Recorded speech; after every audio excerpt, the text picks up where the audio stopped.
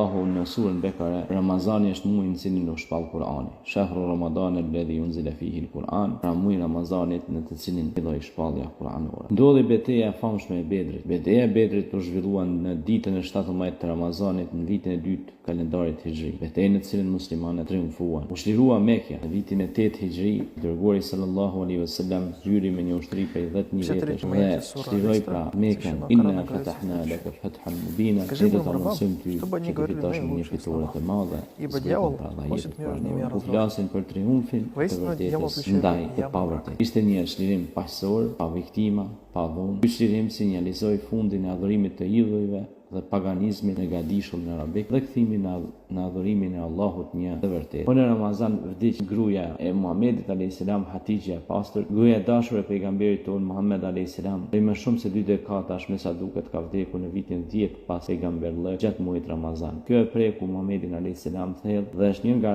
arsyet pse ky vit specifik është titulluar viti i pikëllimit. Se Hatixha ishte gjithmonë krah të dërguarit Muhammed alayhis salam dhe supërtonte qoftë moralisht dhe materialisht. Ishte një besimtare e cila kontribuoi në përhapjen e mirësisë kudo në. Vrasja e Ali ibn Abi Talibit, kalifi i 4 i Islamit dhe kushëri i të dërguarit Muhammed alayhis salam, u vra tragjikisht nga havarixhet me 17 pra të Ramazanit në vitin 40 hijri.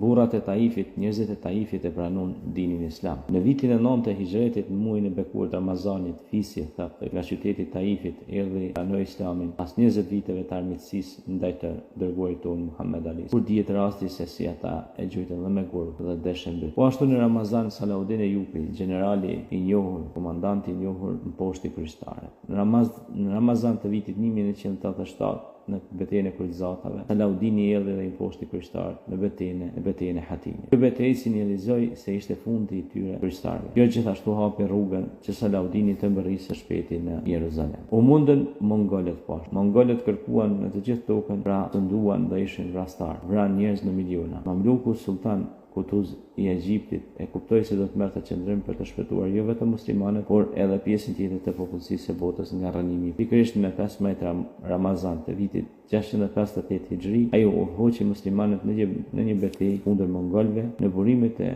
Goliathit, ku pa disfata e parë ndonjëherë mongolëve. Mongolët pra u mposhtën për herë të dytë në betejën e Kabit. Gjithashtu zhvillu në Ramazan vitin 702 pra hijri. Këto dhe shumë ngjarje të tjera madhore ndodhen pra pikërisht në muajin e bekuar të Ramazanit, të cilat ndryshuan të jetën e historisë së njerëzimit dhe triumfoi e vërteta ndaj të pavërtetë.